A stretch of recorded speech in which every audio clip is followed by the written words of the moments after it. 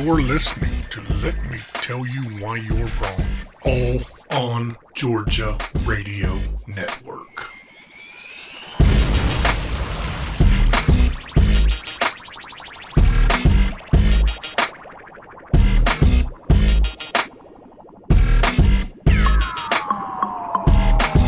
Welcome to episode 140 of the Let Me Tell You Why You're Wrong podcast. I'm Dave Roberts.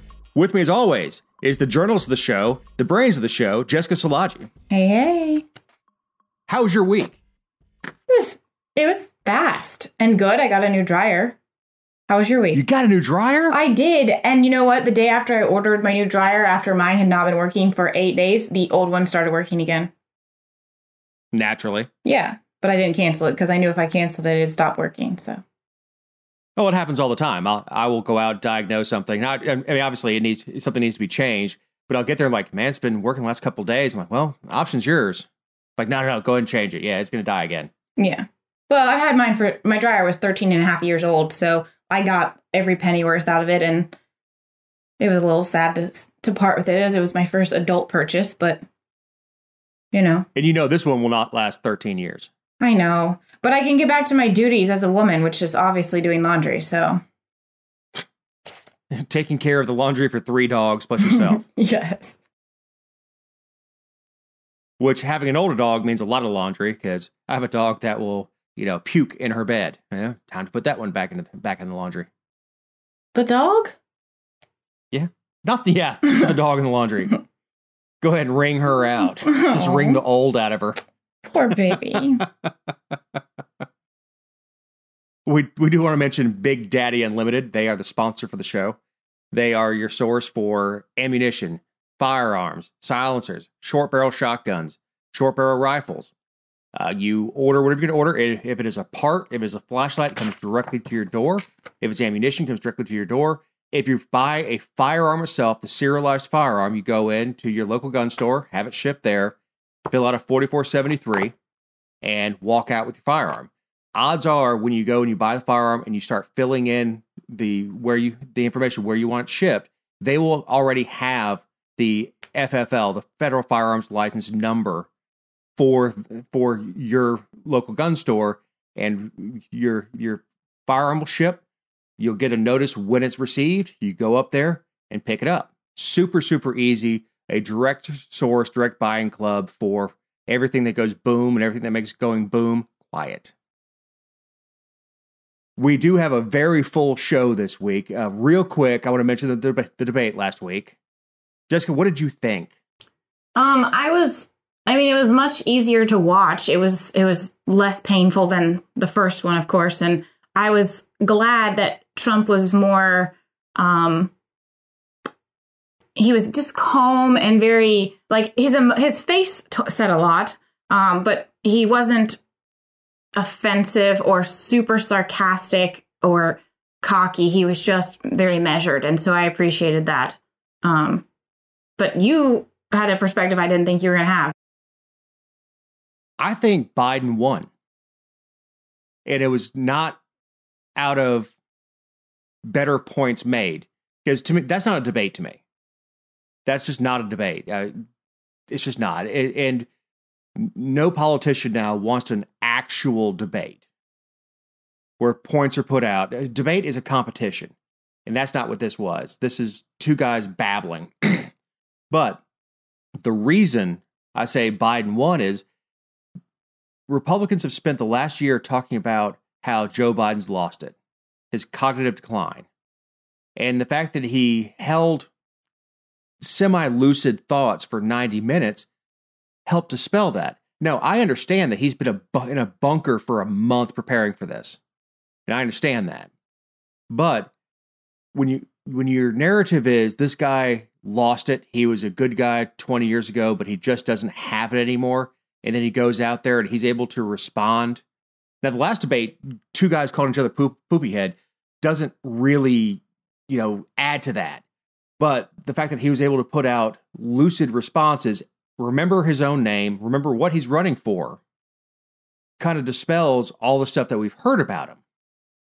So in that, with the lowered expectations, he achieved. And of course, my opinion is these debates are a Rorschach test for the most part. If you were pro-Trump, you think Trump won. If you're pro-Biden, you thought Biden won. There are the 15 undecideds out there. I don't know what they think. And I'm looking at it just from a purely objective standpoint. But I do want to remind everybody that these are our opinions and not necessarily those of All on Georgia.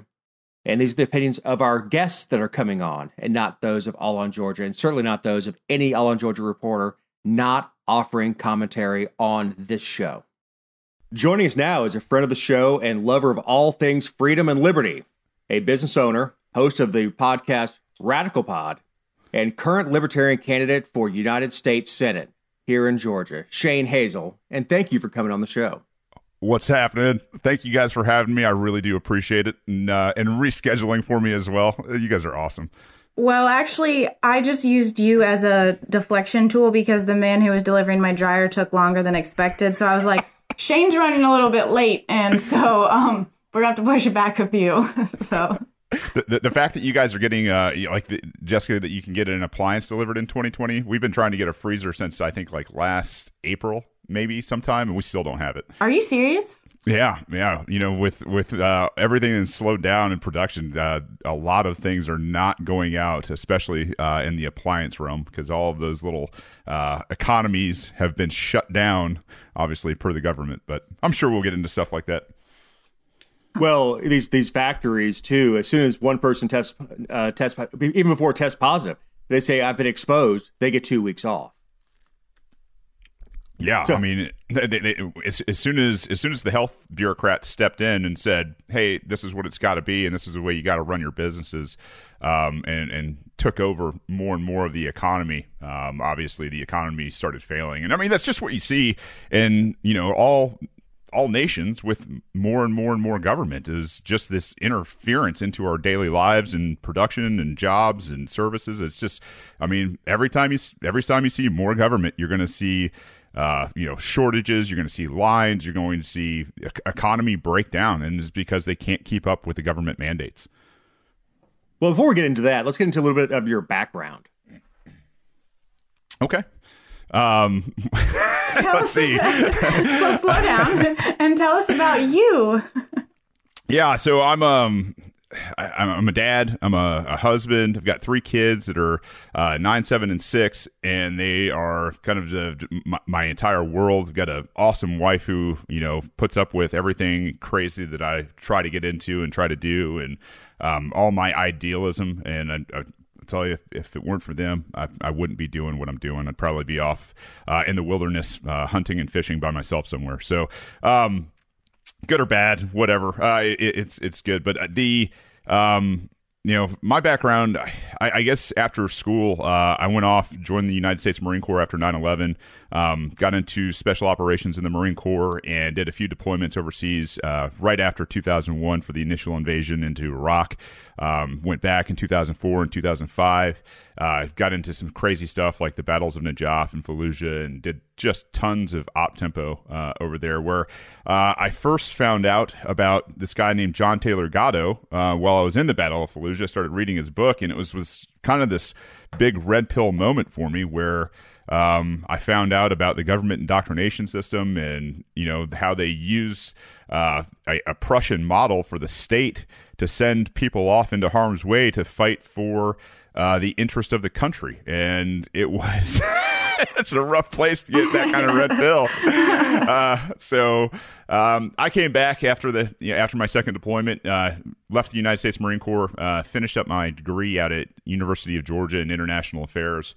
And really just kind of turned to the books at that point, because I knew something wasn't right. I knew my education was incomplete at best, and indoctrination at worst. And so it was shut off mainstream media and really just try to become an expert in history, become an expert in the Constitution, the Anti-Federalists, the Federalists, so that when this fight did pop up, because I knew it was coming a long time ago, that we were going to be living in a post-constitutional United States. It's like somebody's got to be the authority here, And somebody has got to have, some firsthand experience instead of some secondhand opinions. And that's really what the end goal for me was. And all of a sudden I found myself challenging Rob Woodall up in the Georgia 7th District because he had like a 50-something% constitutional voting record.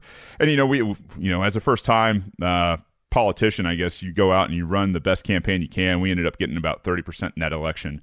As a newcomer to politics, and the Republican Party absolutely hated me for everything I was talking about, from the Constitution to ending the wars to fiscal responsibility, all the things that they claim, but their golden boy Rob wasn't voting for. So I left the Republican Party. Ryan Graham came and talked to me a little bit, and he said, "You're a Republican, right?" And I said, "Shh, don't tell anybody." Went down to the convention, and here we are, man. They nominated me for U.S. Senate, and it's my pleasure to serve. Really? Do you think it would be pleasurable if you to have to serve? Oh, would it be a pleasure to serve in D.C.? Yes. There's a lot of it, you could focus on that I don't think I'd like. I can't stand DC to begin with. It's one of those towns that I just feel, like I need to drink a gallon of bleach after I go to. But the idea of a fight with these tyrants, that's something Marines live for. They say no better friend, no worse enemy. And I can't tell you, to be this close to my family, my friends, to see, what they've put this country through. They deserve a fight, and they deserve to get busted right in the face with all the facts, and exposing them for the wretches that they are. I mean, they've destroyed 50 million livelihoods, and a lot of people will say that if you care about Wall Street and you care about the dollar more than you care about people, then you're a monster. And that's the thing, is they don't understand economics, because the economy is the people, and to have destroyed it the way they have, and to say that you can't care about the economy at this time, boy. It rings so hollow, and shows exactly what they don't understand. Well, it's almost like the government wants you to be dependent. Shocker, right? And something that I was really impressed with you. I was listening to a couple of your podcasts yesterday. Well, speaking of waiting in line, waiting for my wife to get a procedure done for 2.5 hours for a 10-minute procedure. Wow. So I had plenty of time to listen to it. I listened to, I think it was your latest one. You had a kid interview you, I assume for Veterans Day. Yeah, Whitaker. The impressive thing was, and it's a talent that not a lot of people have, is you did not talk down to her. Well, I don't do it with my own kids. I think most people don't realize just exactly how smart kids are and how they're sponges. And if you treat them like adults, a lot of times they'll rise to that level, and kids, you look back in history, and kids as young as 12, 13, 14, were running farms sometimes because, parent would be ill, they would be injured. They were a lot of times living in frontier type places where they were, eking out an existence. And kids are extremely bright. They're extremely resilient, and they see things plainly as well.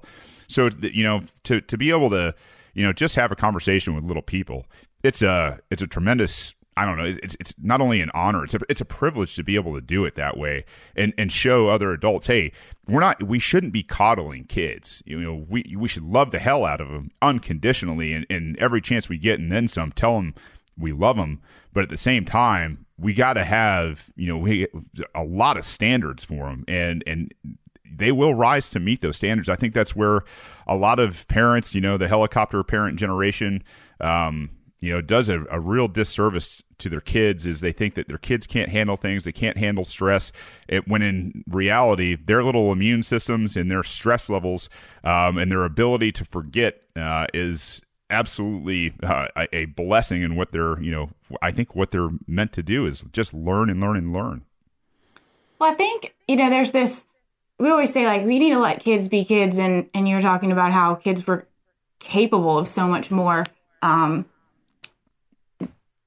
don't know, like centuries ago, it feels like at this time. But I think it's more about, like you said, letting them rise to the level, but also letting them explore those things. Like letting kids be kids is letting them explore and discuss and work through things on their own instead of, you know, as they're falling, catching them every single time. And I don't mean that like just let your kid fall flat on the pavement. I mean that in a what's the word I'm looking for? Like, yeah, just letting them let them find out the hard way. Yeah, on everything, not just physically, like just learning things because they're trying it and they're experimenting and they're asking questions. We try to protect them from so much as if they aren't capable of understanding, or that. And my thing has always been, if you're teaching your children sound, concrete values that make sense, they can ask any type of question and be exposed to all types of things and still stay true to the values because it makes sense, not because you're corrupting them into being terrible humans. No, I mean, what I've found with my own kids, you know, we homeschool, and so we have, you know, the fortune to be in their lives a lot more than most parents, and you know that interaction where, you know, over time, it just becomes second nature, where you're talking about things like economics, you know, Austrian versus Keynesian economics with a 7-year-old who is just absolutely enthralled with the idea of mediums of exchange. And you're like, boy, you know, I understand the other two aren't into this kind of stuff, but, you know, the fact that you are, let's talk about this until you're sick of talking about it and ask every question that you want. It's, you know, I have seen such a, I don't know, I'm a proud dad to begin with. And I know, you know, most people are proud of their kids, but it's one of those things where, you know, when my kids know more about, you know, economics, and they know more about government, and they know more about the history of this nation than I did before I was 30 years old, you know, before they're 10. It's just like this isn't there is a repeatable lesson here that we as a culture can start to address. And it's not, you know, it's not because we're mean. It's not because we're, you know, demanding, you know, too demanding of our kids. It's because we are setting expectations, and we are trying to find the right words and explain those things and ideas to those young minds at a very early age. And I'll tell you what, it's just been an amazing thing to be able to practice with my own kids. And then, you know, obviously if it bled over into a conversation, you know, with somebody else's, I don't know. I see their faces when somebody, you know, talks to them like they really matter, and they're not just some silly little kid. And you'd be surprised how much more engagement you get out of kids that you're challenging versus kids that are bored by, you know, silly conversations. Well, I've ruined my chances of running for school board by saying we should eliminate public schooling. Because sounds good to me. I'd vote for you in a heartbeat. Yeah, my first motion. I move that we ban this. You can't turn kids over to the state 8 hours a day and not expect status back. Yeah, I totally agree. I mean, that's if you guys are familiar with John Taylor Gatto, I mean, weapons of mass instruction and dumbing us down. My wife. No, it works. It works. Yeah, my teacher, my wife was a, you know, she went to Michigan State through their, you know, education program, which is apparently one of the best education programs in the world.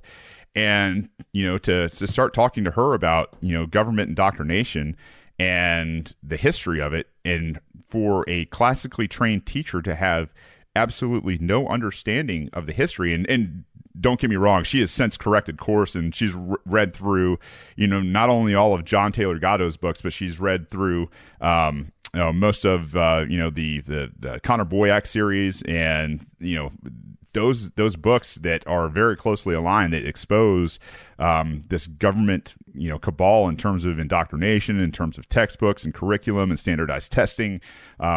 You can't expect to send your kids to a government indoctrination camp for 8 hours a day or whatever it is. And at the end of 13 years here in Georgia, that they're not going to have at least a remnant of that inside of them as they begin to make decisions in their adult life. And I think that's a horrible thing. When we like Tom Wood said, we wouldn't allow a place like Walmart to do it. We wouldn't allow a place like Target or any of these other, major corporations indoctrinate our kids with those guys having a monopoly. What we want to do is diversify that education market and free it, because when we look at education, it violates one of the first rights that's not listed in the Constitution, and that's your right of association.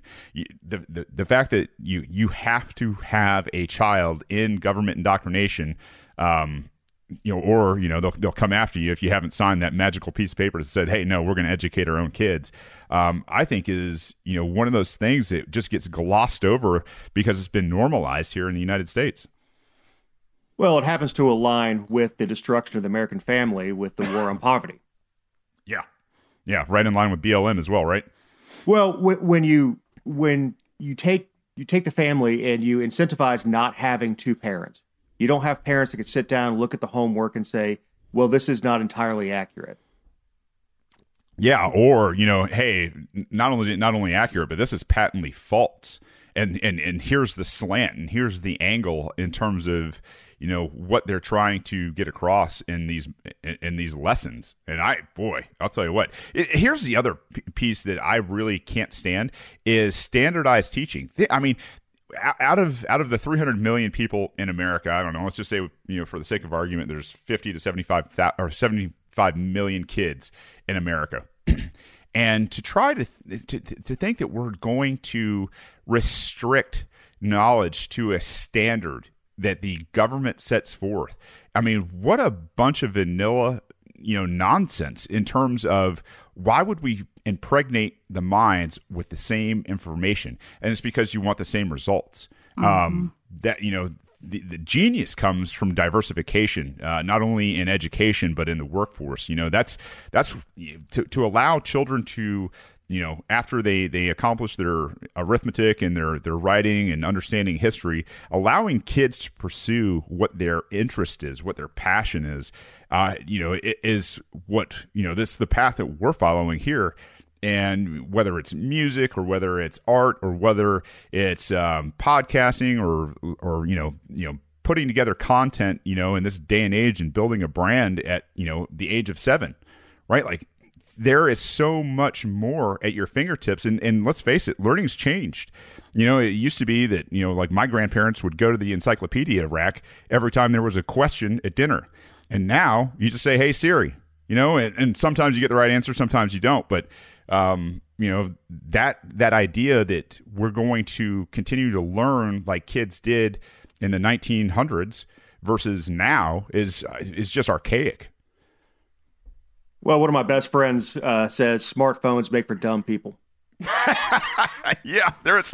Did you ever see that? What was it? Something? How I Met Your Mother, where they talked about how the cell phone killed the debate, the bar debate. Well, that's where the Guinness Book of Records comes from, was bar arguments. No, I didn't know that. And that's why it was by Guinness. I didn't know that. Oh, interesting. That's a great fact. Yeah, I'm full of useless pieces of information. I just made my morning, taught me something new. Well, I feel bad now because you say your parents went to the encyclopedia. Like, we had a set of encyclopedias. Oh, so did we. I mean, but my grandparents were the ones that would always go to the encyclopedia for the answers. It wasn't us, that's for sure. One of the quotes from my father is he got a C in science, and his father was a science teacher. And he goes, son, how did you get a C in science when I'm right here? He goes, well, Dad, every time I ask you something, you either tell me to go look it up or you tell me more than I ever wanted to know. Just right. The Goldilocks zone, huh? Yeah. Well, and I'll tell you, getting into the dumbing down of America, how about the media blackout of your campaign? With the exception of All on Georgia, of course. Yeah. There, it kind of broke up there. It sounded like you were talking about the dumbing down of America and the blackout of my campaign. Is that yes, sir? Have that correct? Yep. Yeah. So yeah, it's unfortunate. People don't talk about candidate suppression; they talk about voter suppression. If you don't know who your candidates are, you really can't, I guess that's a different form of voter suppression as well. But, in a free country where you got 3 people on a ballot for this U.S. Senate race, the idea that you're not going to talk about one of them and you're not going to poll one of them in your features, you're not going to put up the third face, you're not going to do any of those things, I think is, just beyond the pale. And it's this like self-fulfilling prophecy is like a third party can't win. Well, no kidding. If you don't ever talk about them, if you don't, use your voice as the media to produce facts instead of producing what you think is going to win, whether you think it's, pertinent information or not pertinent information. It's just the media bias has gotten so bad in this country. And it's, it's just in line with everything else. If we see, whether it's media, whether it's social media, whether it's polling, whether it's a political industrial complex that's built around these candidates with, tens and tens of millions of dollars to spend, like, it's a racket, man, and it's not a free country. They don't want competition. It's the same as what I talk about with the anti-federalists in this aristocratic combination. They have insulated themselves. They put laws in place that are unconstitutional, and those laws have insulated them to the point where they don't want competition, they can't have competition, and they control a market and they knock out the barriers or the rungs on the ladder to market entry. So, it's a crappy thing, and I think it's one of those things to be said about where this campaign is at. Given that they have had mostly a media blackout, besides you guys, thank God. But to be polling somewhere between 4% and 7% right now, depending on what poll you're looking at, without any of this and without spending a dime on this race, I think really speaks to what Americans are starving for. And especially here in Georgia, they're starving for people that talk about rights. They're starving for people that want to fight for liberty, that want peace, that want to be left alone in their trade and want the bureaucrats out of their life. And I can't help but think that, with a lot more, or even at least, equal media out there in these stories, I think we'd be a lot better off. Even if it was all negative. Just mention you. I mean, even if they said, and that idiot Shane Hazel, if it wouldn't matter because it would be, oh, there's another person. Like, there are people who don't know, and they don't even look up their ballot before they go to the voting box, which just kills me. But, they have no idea, and they're like, well, I got there, and there was someone else on the ballot, but I hadn't done any research on it. Yeah, and I hate to say this, but I'm going to be one of those politicians. I guess it was going to say something that you shouldn't vote. If you don't know who's on the ballot, you shouldn't vote. Preach. And I'll tell you, for me, man, there's a lot of people I don't know on a ballot, and I don't vote for those people. I'm not ever going to be one of those, even a straight ticket libertarian voter. I think it's insane to think that just because somebody runs under, a tribe, that they should automatically get a vote. And that's your name, sticking up for those people. So, yeah, I get messages pretty much on the daily now. I didn't even know you were out there. You got to hype it up a little bit, and you got to get out in front of people, and like people that just don't have a damn clue. But they're like, yeah, but I like you, Well, tell people, damn it. Exactly. Well, that kind of goes into the debate that's going on right now, and honestly in the Senate, on breaking up the tech companies and their editing of news.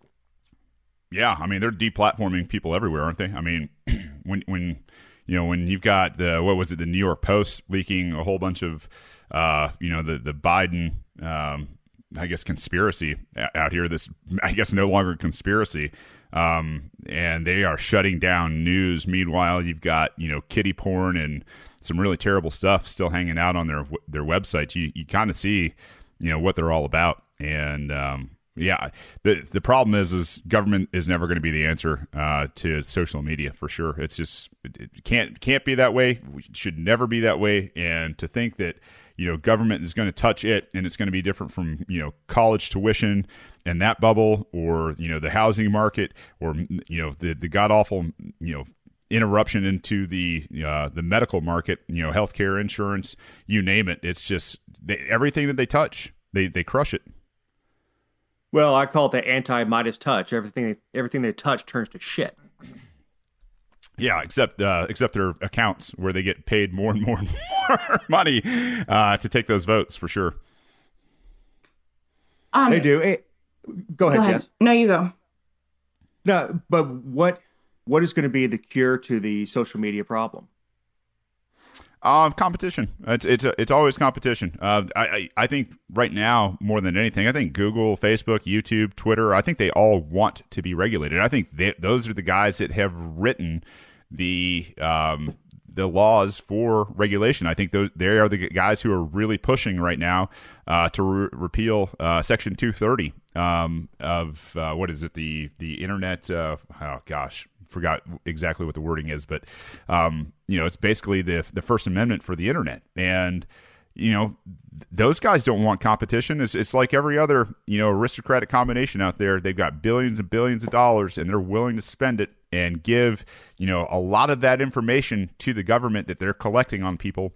And I'll tell you what, it's a deal that's being made in hell, because if they can control the internet like they're doing now completely, without any competition or any way to move into that market and start something new like Parler, boy, I'll tell you, I hate to see it go that way, because once you go that way, man, I don't know, there's not a whole lot of bastions out there for free speech.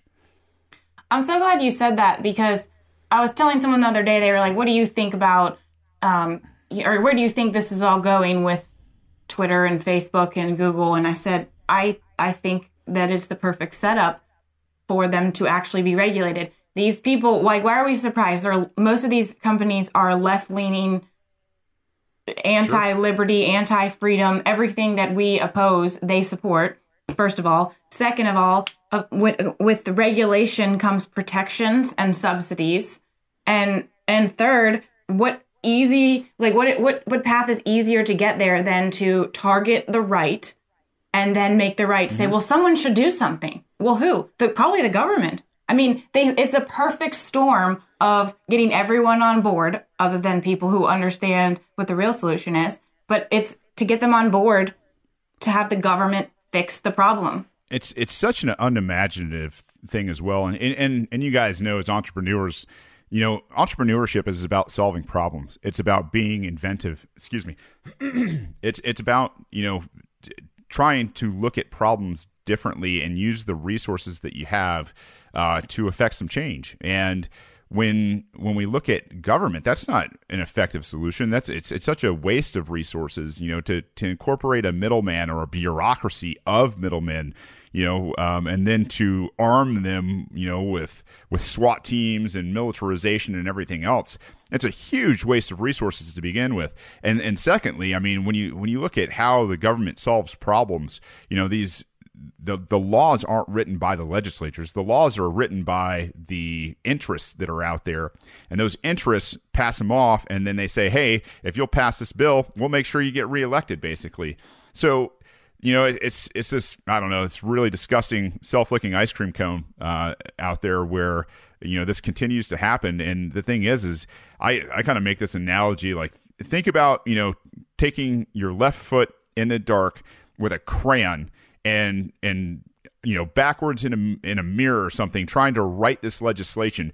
That's the way this thing is going to turn out. It is going to be an absolute abortion in terms of what it does to the American people. And think about the army of people it's going to take for the, I don't know, to quote unquote fact check. It's 1984. It's the most Orwellian thing that I've ever heard of. I'd rather trust the people and say, hey, listen, there are other organizations out there that would love to have you on their platform, and they might not be as, as user friendly yet as Twitter, Facebook, but we can see even in history of tech out there that some things have stuck and some things have gone. Like most people don't talk about MySpace anymore, and that was one of the first big social organizations that was out there. The same thing that happened to MySpace needs to happen to Twitter and the rest of the social medias out there. We need better ideas and better platforms, and the only way that's going to happen is if we let the market come in and do what it needs to do and not have it regulated.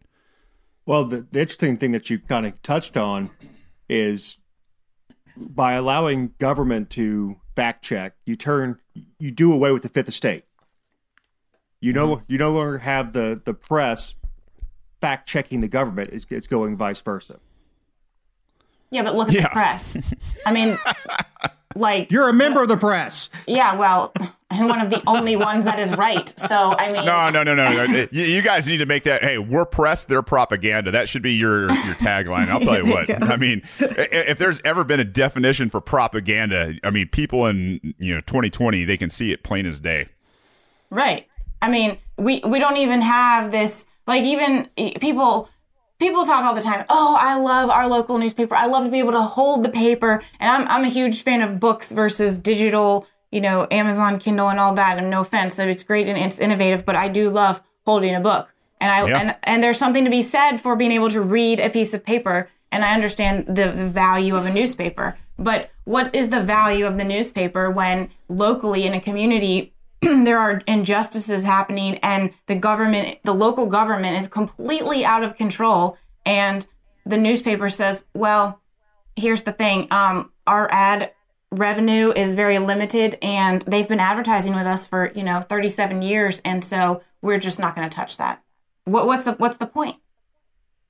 Yeah, I mean, then amplify that on a scale of what we're seeing on the national level, and it's just the only way this changes is for people to be uncomfortable, and right. it's one of those things where I've been able to see a lot of terrible things up close firsthand, and being in countries that we should have never been in the first place, to see local populaces have to put away the sports and put away all of the leisure activity, and it really it takes a toll on the psyche and everything else. This is exactly what's happening here in America right now. That unhappiness is what needs to start to manifest itself and people to take action. Maybe, you were a big sports fan, and now that sports kind of just suck and they're deflated, and, you've got some time on your hands, maybe to do something extremely important out there for the first time ever, and getting your feet wet in terms of checking your sheriff, checking your county commissioners, checking your city council members, and maybe forming officer review boards for things like misconduct, instead of just leaving it up to the government to investigate the government. And then to start, people don't realize that, I mean, just like you guys and myself, when you start a podcast, or you start a news organization or a blog, you're just normal people, because filling a gap in the market, because you see that the local papers, they've got a bunch of, 20-something-year-old writers out there that don't know their head from their ass, that were indoctrinated, by the system to begin with, and they can't talk about rights. They don't understand private property. They don't understand the principles of freedom. It's those things, fill a niche. If there's a problem in your community, boy, problems are, what I look at as opportunity, right? If there's a problem, there is a opportunity to go in there and fill a niche and provide a solution to that local market, that county market, state market, whatever it is. And I don't know, I would just encourage more and more people to think, hey, in my spare time, I'm going to start writing stories. I'm going to start a blog. I'm going to start contributing to this. I'm going to start doing reviews. I'm going to start attending, commission meetings or council meetings, or having conversations with my sheriff. Like those are things you should be doing now. Right. And you kind of touched on it a little bit a few minutes ago, but I want to circle back because it has to do with one of the questions that one of my friends asked when I told them that you were coming on our show. And when in the interview that you did with All on Georgia about your campaign, we talked about qualified immunity and the militarization of the police. And And one of the things that I respect about your position on qualified immunity is that you take the position that it should be all bureaucrats and public agency employees, not just the police. But you are adamantly against the militarization of the police and surplusing equipment to them, right? Oh, absolutely. 100%. Okay, so the question that I was asked to ask you is, are you of the belief that there is no useful purpose for any surplus equipment in law enforcement, and why? Like, is there no value in that being transferred to local agencies? I think the value does more harm than it does good for the most part. And let's unpack this a little bit, because a lot of people will be like, Shane, you hate police, and I assure you I don't. I actually have a pretty good relationship with my local sheriff up here in Cherokee County, Frank Reynolds. Super nice guy. We don't see eye to eye on everything, but he's also one of those guys that talks about, the Constitution quite a bit. And he really just wants the rest of the state to stay out of our business. And, I want those guys' jobs to be safer, because when those guys are safer and they're not on edge, the community is also safer and not on edge. To sit down and to be able to define what real crime is, and understand that the state is a legal fiction that can't be a hurt party, it challenges the notion of how policing is done today. There's a great book out there, Rise of the Warrior Cop, that talks about the militarization of police here in America. The idea that we're going to continue to prosecute the never-ending war on drugs, which has completely failed. Drugs won. Long time ago, drugs won. And to continue to prosecute peaceful people or criminalize peaceful people, I think is something that America needs to get through its brain and into its culture. Is we've got to stop making criminals out of peaceful people. If it's not murder, if it's not rape, assault, kidnapping, coercion, theft, robbery, vandalism, or fraud, really there's probably not a crime. And to continue to look at a populace as a revenue generation tool, for speeding, like when you're doing, 54 and a 55, right? Or, to pay for license plates and tags and all that other kind of stuff. Like, I think there's a much better private sector solution in terms of qualified immunity. Yeah, I apply that to everybody who is in service to their county, to their city, to the state or the nation. Is, listen, per Article 6, Section 3 of the Constitution, everybody swears an oath to uphold the Constitution, which means that if you're duly elected or appointed, that you have a duty. And I'll tell you, as a Marine, we take that word very, very seriously. And if you screw up in the Marine Corps, somebody's going to pay, and that negligent party is probably going to be taken before a court martial. If not, they're going to get at least a what's called an NJP, non-judicial punishment.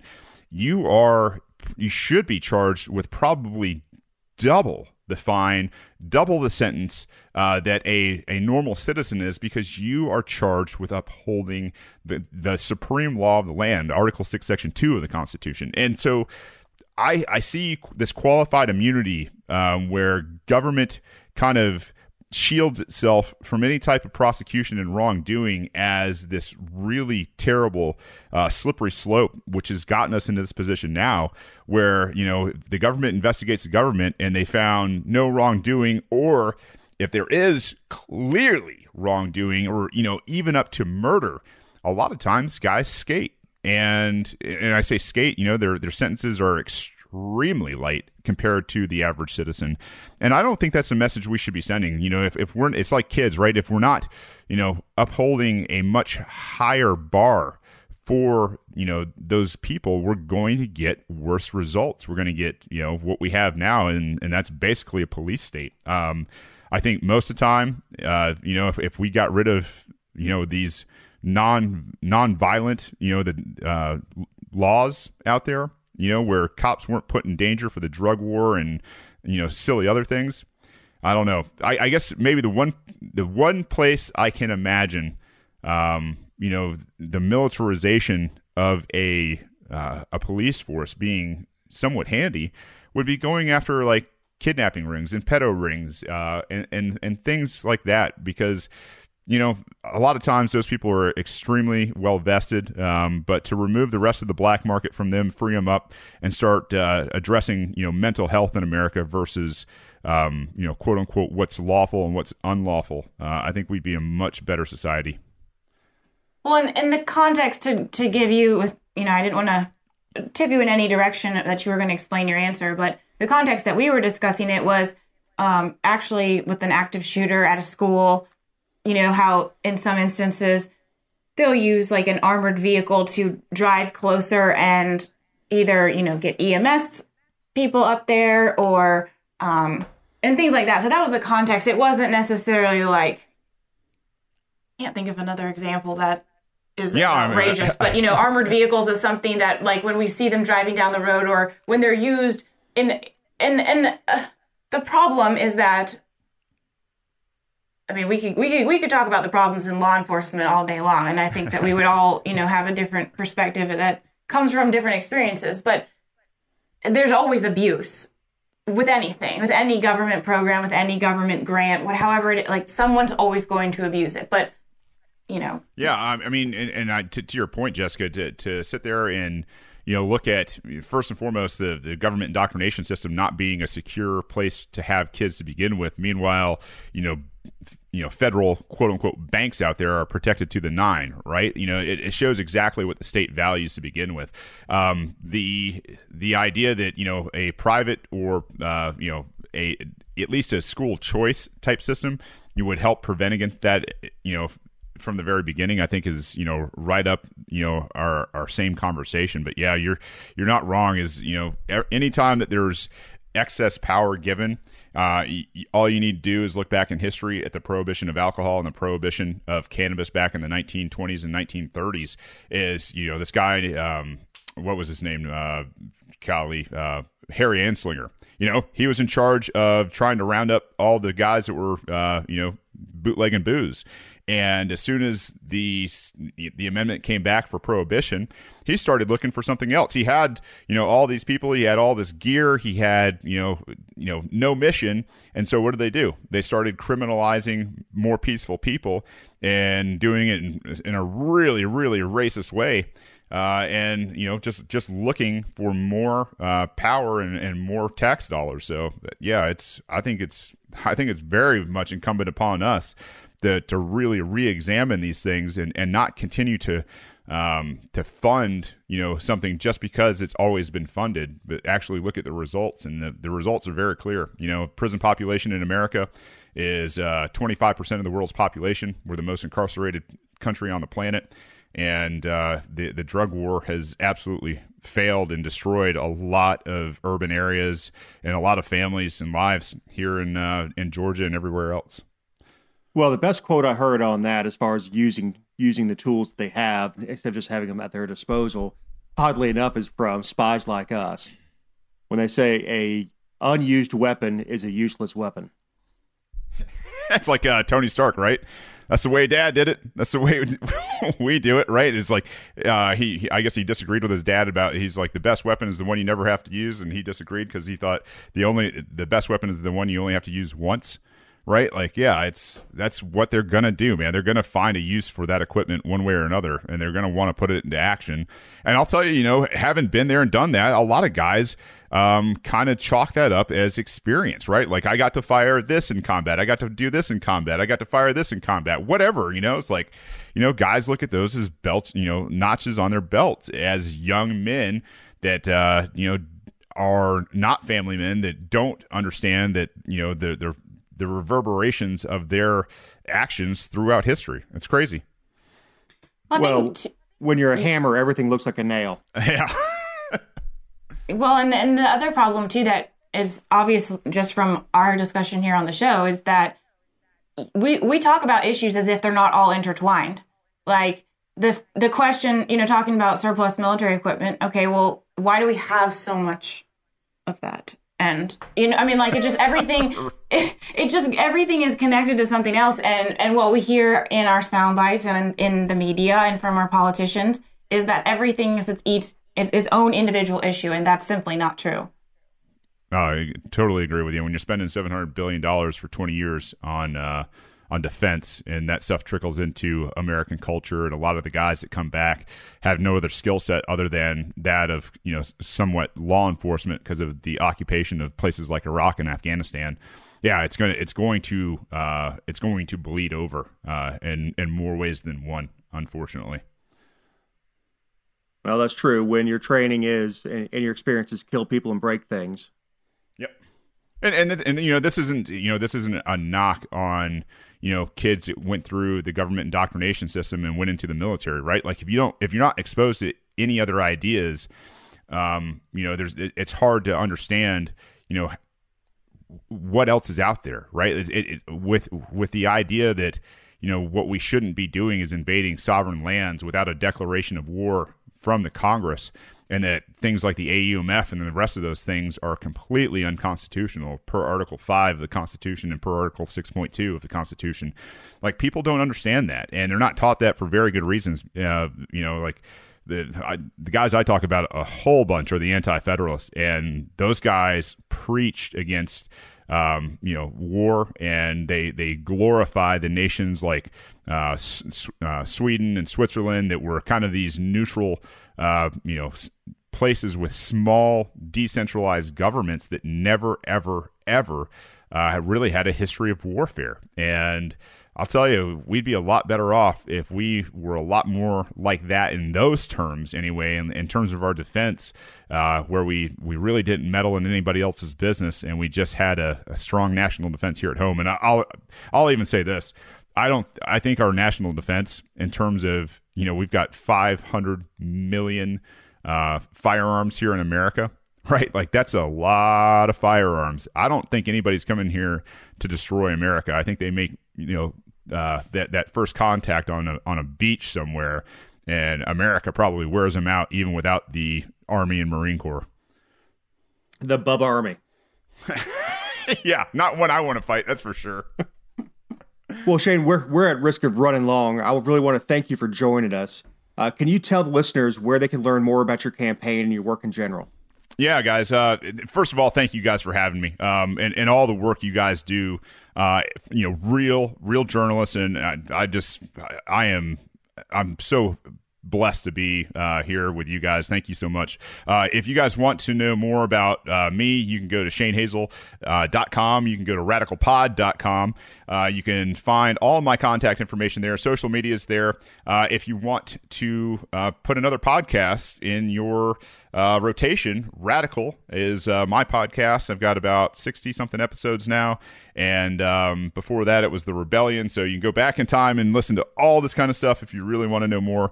I do a lot of current events and a lot of history in terms of anti-federalist liberty, peace, liberty, and free market. So that's it. I appreciate it, guys. Thank you so much for having me. Thank you. Thank you. Again, big thanks to Shane Hazel for coming on the show. Now it brings us to closing thoughts. To balance out the intelligent interview, we brought in Matt Lowe for our closing thoughts. Wow. Damn. Thanks, Dave. I'm feeling better about our little trip to the store on Monday. We'll fill everyone in. So I had a job site that I had to go to in North Carolina on Monday, and I didn't want to drive up there and back alone, so I called Dave, and he rode with me. On the way back home, he had a stop at a store not far from our home, and we go in, and there's two registers there, and he goes to one and I go to the other, and he tells the lady, don't be nice to him or something, because she was like, hey, how are you doing today? And she was just very perky. And the lady in front of him goes, oh, is that your son? at which point I died laughing. And then he goes, he's only 11 months younger than me. And she goes, oh my God, really? So now in all of our phone conversations and everything for the last week, I've been calling him Dad or Papa Dave or something. My kids are calling him Grandpa Dave. So He's gonna. That's amazing. They're expecting Christmas presents this year. And to double down, she goes, "Oh, well, first of all, they were shocked to find out that I was only 11 months older than you." And then she goes, "Well, you guys are related. You look alike." And that's the part that offended Connie. That's the part that should have offended me. Oh my gosh. So then, was it, I don't know, the day after or maybe 2 days later, Dave calls me and he's like, "So I shaved today." Well, worried about the my gray in stubble's his beard. gray. Amazing. Well, thanks, Matt. Yeah. And Matt wanted to make a point to come on the show. He sure dipped did. out of work early to come on the show to make sure everybody knew that he has a baby face and looks And at Dave's least, old. Yeah, at least 15 to 20 years younger than I do. So, Matthew, thank you very much for sharing your insight. Yeah. So, for Jessica Szilagyi, for our guest Shane Hazel, our editor Eric Cumby, and our special closing guest Matt Lowe, have a great week.